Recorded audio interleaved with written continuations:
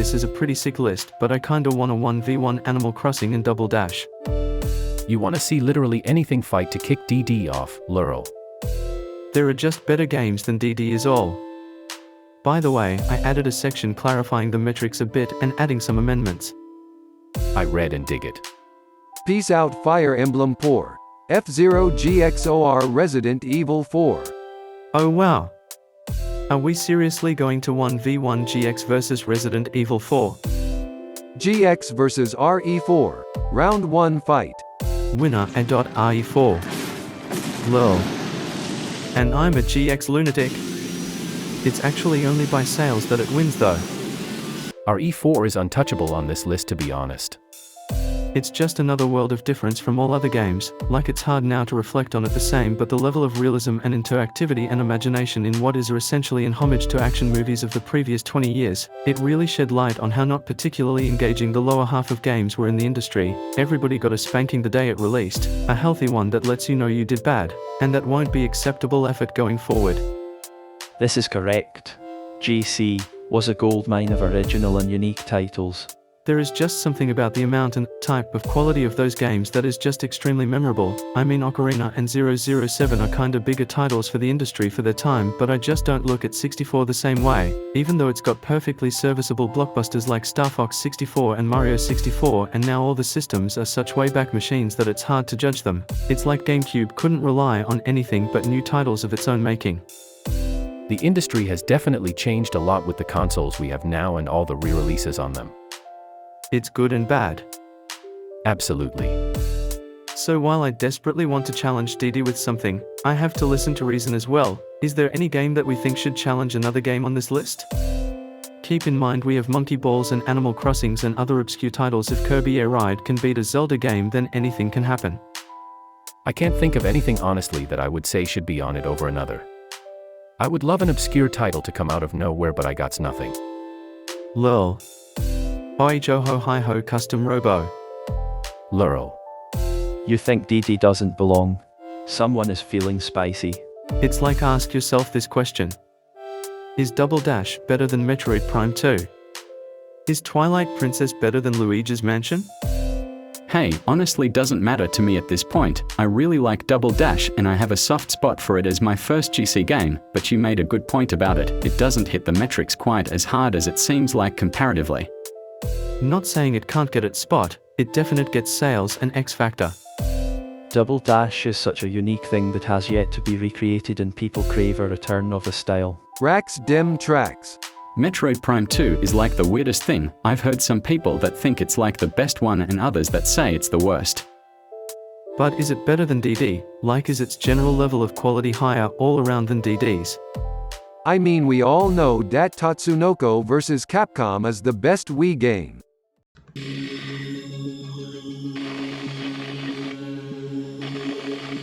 Shit. Mark's right. MFKR Fax Machine right here. Anyways, the return to double items?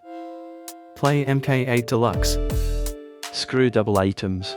I want double riders. The double items were not what they should have carried forward. 2 players, 1 car is the way of the future. Hit in Z button and have DA riders switch in midair. It was so sick. But why is 2 riders good? It just enables double items. Sure, but it was such a unique and fun mechanic, especially being able to share a car with a friend. But you can do tricks now, which is another independent animation that actually gives you boosts and you don't have to use a button to gain access to an item. But in all other Mario Karts you can do everything with 1 rider and no kart weight restrictions. But what if there were co-op tricks? More skill needed, bigger payoff. More skill and forethought needed to craft a solid loadout with drivers and car and whatnot. Pokemon Gen 5 introduced triple battles, but they never came back. If they added double riders to Mario Kart again, I would legit buy it immediately. I reread this and it's so heartwarming, but a terrible argument. If they make MK triple trash, we can talk. Why is it a bad argument? You play something to have fun, no. At least at the core, especially a party game like fucking Mario Kart, no. You are missing out on the best game in the series for a mechanic that is purely visual. Double Dash inspired rideshare. Yes. Jesus fuck Mark, car got repossessed, gotta call Liv to get our drive-by done. At its core it is visual but, again, Kate doesn't allow you hand a second controller to a friend, and I drive the car, you throw the item in the second shell only. You need to have a second character on the car to do it, or else it's purely a stupid idea. It needs a gameplay mechanic tied to it, goddamn it. I can't believe MKDD was just crazy taxi without getting paid all along SMH. Bro, how's two people switching off driving a cart together not a gameplay mechanic? Because it's purely visual, think about it. In MK8 you can just have two items at once, you don't have to switch characters to access the other item, it's ready to go. Okay, but 100, you just made a point for Diddy in saying this BC. That's an innovation that started in Diddy and went on to influence a big gameplay mechanic in 8. That's innovation and impact. I think that's a fair point, but it did not hit Wii, so it's not an innovation on the level of, say, bikes or gliders. Whether that's enough is another story, but honestly not a bad argument for it. But I think it's a perfectly fair point towards innovation, like the ammo system is for a FPA title Metroid Prime 2. Let me make a case for switching and how it could be good. If characters had unique stats, Luigi equals good off-road high max speed, Mario equals bad off-road high acceleration. Switch when appropriate, want access to an item?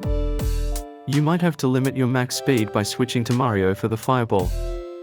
That's how switching affects gameplay. If something is true, it's true, no way I am getting around it. This is essentially what I said earlier. Co-op tricks would pay off more. I admit I didn't see you said this earlier, but that's not what happens in DD.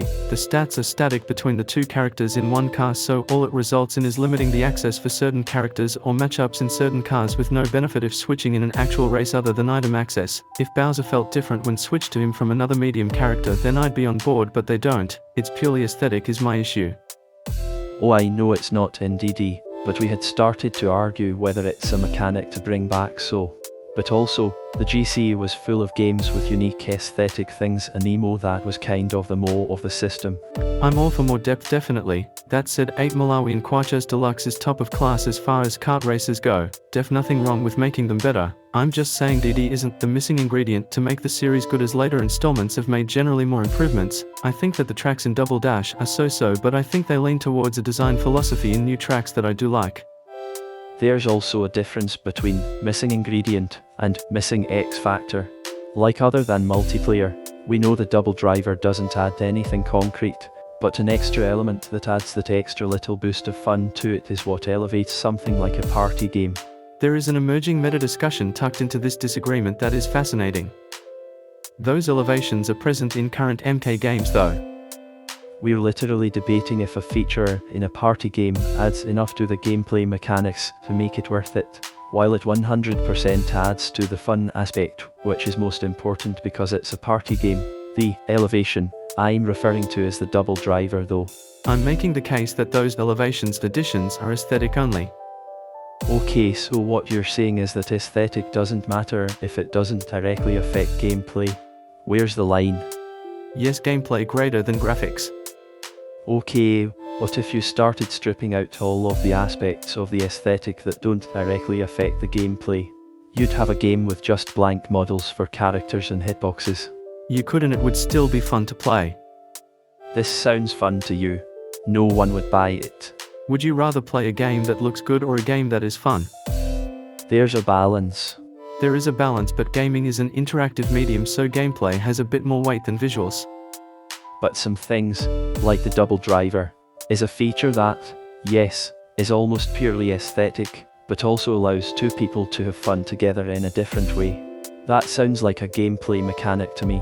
Wait, you mean in co-op? I'm just saying that gameplay can't carry alone without visuals. This is true.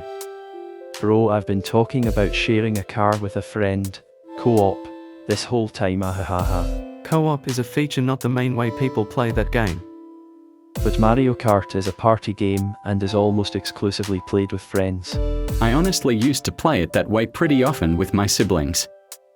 That is fun, although I can make obvious arguments for it cutting your playtime in half. When you mean switching races is X Factor, what a concept. But Mario Kart, at least until recent entries, never really had a playtime, because what are you doing other than playing the same tracks over and over? Mario Kart in all iterations, but DD is a 4-player kart game. Saying that co-op DD is the way most people play it isn't showing how it's played on average. Co-op is the X factor at most. Switching as one person is not X factor, it's a feature. Nowadays you can play Mario Kart by yourself via online, but we're talking DD and that didn't have it. Or at least it wasn't super accessible. If switching is X factor, then I can come up with an X factor for every game using different modes and mechanics, nah? Yeah, obviously I'm arguing for X factor here, dude. I think having that as an option added more variety from just 1v1v1v1 with your friends. But switching is only X factor if you are co-oping. If you're going to play the same characters and tracks for 3 hours with your friends, you're going to want to mix it up and maybe do some co-op. It definitely added more multi-options. Like Shine Runners. Or Bob OMB Blast. Or do battle mode, for instance. Who gives a shit? It still needs to be considered for the entire game in the context of this argument, and you can still do co-op for no. Co-op is just not a main feature of the Mario Kart franchise's evidence they haven't added it to future wildly successful Mario Kart games. Straight from Mario Wiki. Supporting the main feature in Mario Kart, Double Dash, upon 2 racers 1 kart, cooperative play, also said co-op play, lets 2 players control their respective character in a kart, one being the driver and the other as the item thrower. While playing in co-op mode, the player's characters can perform special moves that a single player cannot make. The rear character can perform a slide attack to steal an item from their rivals while messing up the rival's vehicle's controls. Both players can even double the power of the rocket start by pressing the button at the same time. This special boost is the Double Dash, the main feature. I'm so glad we are finally disagreeing about something, Edonk. And it had benefits. Slide attack, rocket start, bro. I've been saying for years that I want a Double Dash too. Hell, if I won't take a stand for this, I'm sure as hell going to defend it, bro. It's literally an iconic and signature title for the GC. When you mention the GC to someone, there's almost no way that DD isn't one of the first 4 or 5 games they think of, and we're talking top 10. It stays. Final offer. Oh, and did you say that karts don't have stats?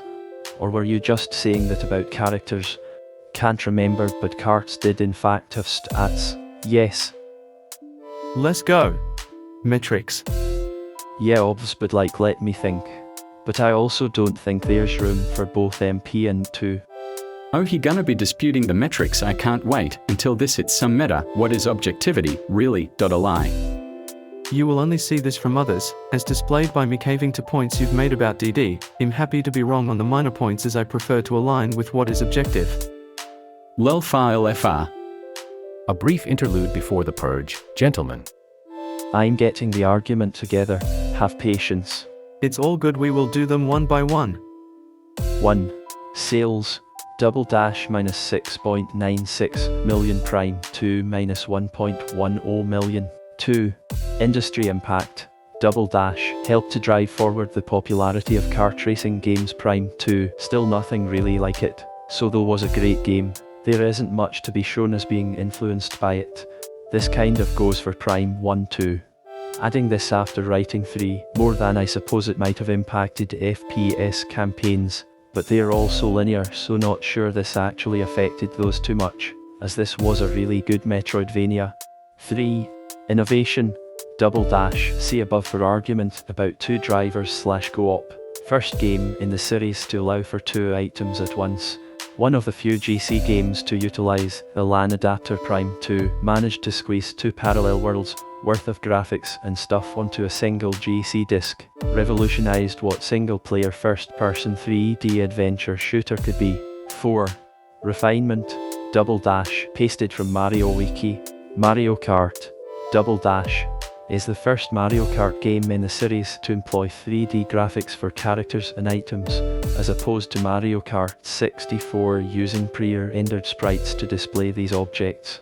The game also introduces a larger variety of karts to select from depending on the character combo's weight class, rather than the standard go-kart being the sole vehicle all racers use, and this variety of vehicles has been retained in all the Mario Kart games since.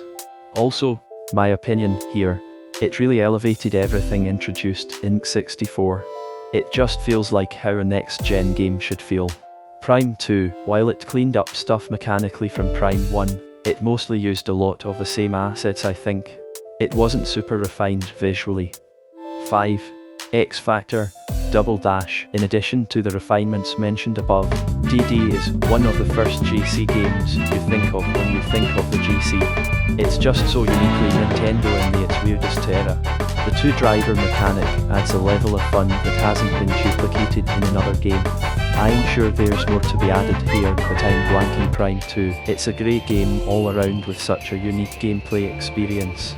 The Prime games are the closest we've gotten to feeling like you're Samus, other than maybe Dread, though this is in a more immersive way. The world feels pretty alive and the game is considered the best of the trilogy by most. It does have the X Factor I think. Overall I see it as Double Dash wins, but that's me. There ya go. OK 100. Whenever you're ready. I'm going to heat up some lunch, Lurl. A few notes as I mill through these. I think neither gets industry impact. If they do, it's just for sequels that were successful, and that's not saying much. Like thinking about real industry impact, that would be RE4 or WW. I think it goes to both or neither. Metroid Prime 2 is the first game to have 3D Metroid multiplayer and the first Metroid game to have multiplayer deathmatch. If we are using modes that aren't the main focus or modes that aren't played as the main way to play, then we need to weigh them in equally. Prime 2 graphically is almost a complete overhaul. Compare Space Pirates or Sammy's character model for instance to get an idea of how it's almost a generational leap graphically in a little over a year dev time. Also the jump from Prime 1, Prime 2 looks as significant as Prime 3 does from Prime 2, and that says something considering it shares hardware with Prime 1 and Prime 3 had ample dev time on Wii. Fair enough. It's a cool feature, but not much of industry impact there, maybe under innovation, though it's not something that was really brought back in a mainline game. I suppose the same could be said about co-op driving.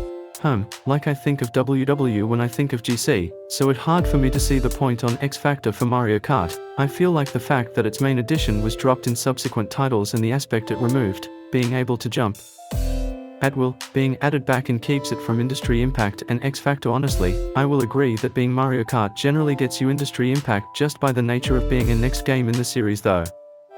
And yeah, that's what I mean about judging it solely as a two-player co-op racer, which is awesome, but not the way most people played it or the way the series was enjoyed before or since. Okay, but to be fair, Metroid is primarily single-player game, while Mario Kart is by definition a party game. I can't come up with a great reason for MP2 to have X Factor outside of its black sheep type status. Right, but you get that if it was all of a sudden a Mario Kart board game, there would be an issue with saying, dude, it's always been a party game. Not sure what you mean, but that isn't the scenario. We're talking a game that was intended to be played with friends 99% of the time. Whether that means co-op or 1v1v1v1, it's still a multiplayer game. It's like saying RE5 is an amazing game but only basing it on local co-op. I know this will be lost on you a bit, the series is single player, not co-op, so judging it that way I'm being overly gracious. The series in general is not car co-op. No, I mean, the series in general is multiplayer, so it makes more sense to judge all aspects of the multiplayer gameplay more evenly. It's a fun feature but not the intended way or most frequent way people played it. I'd be on board if you could only play it co-op for instance, but that's not the case. Or rather, let me ask you this, why isn't he game only co-op? Unless it bucks the trend, it's the same reason we don't judge it based solely on battle modes. To add variety. Same reason they didn't just keep it the same as 64 without adding co-op. Okay, but you judge all of them. All the modes. Right, and in judging all of them, the main way the series plays doesn't benefit from the main titular editions. But Dream 2's multiplayer, you're not going to judge Metroid Dread exclusively by how good the boss rush is. It's an extra mode that adds to it, but it's not the main way the game is played at all. But you might judge it based on how good the Rookie and Dread modes are because those bolster the main way of playing. We need Velociraptor J to referee these points. Sure, but how would you counter my point here? Co-op is not the main way that Mario Kart DD is played, it's an extra mode just like MP2 Multi is extra. But I don't think that's accurate. It's not an extra game mode, the game modes are Grand Prix, Time Trial, Battle, Versus. I can agree that it's not an extra mode, but in the sense that most people play DD in co-op is not true. It's another multiplayer option / permutation of players within the game mode. It doesn't say 2 players co-op only on the game box. I'm not saying most, but I'm saying more so than 2 multiplayer. This is an undeniable fact based more on that MP2 multiplayer sucks. I haven't played it, but I've heard it's fine. It's okay at best, and I'll happily admit that I'd love to play DD co-op over it any day, but you guys would have to be there. Otherwise I'm pushing X then A, instead of just A to use my item. Also, no one is talking about how you cannot jump in DD, it's a huge problem with the design document. Fair enough, jumping should be added. But I swear I've proven that there are advantages to co-op driving. Co-op driving sounds lit. Can the back player throw their item when not driving right? Supporting the main feature in Mario Kart, Double Dash, upon 2 racers 1 kart, cooperative play. Also said co-op play lets 2 players control their respective character in a kart, one being the driver and the other as the item thrower. While playing in co-op mode, the player's characters can perform special moves that a single player cannot make. The rear character can perform a slide attack to steal an item from their rivals while messing up the rival's vehicle's controls. Both players can even double the power of the rocket start by pressing the button at the same time. This special boost is the Double Dash. That's awesome. I can see why people enjoy that mode that is in the title but is not applicable to single player unfortunately, and was removed, not included in subsequent titles that sold more units and included online play. All douchiness aside, you have made a great case for the co-op being super fun.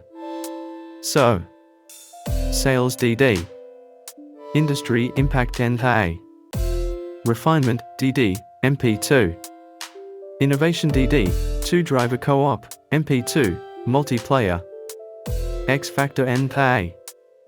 Thanks for the sportsmanship. You know I also love too. I don't hate DD, and you should push me to stream it.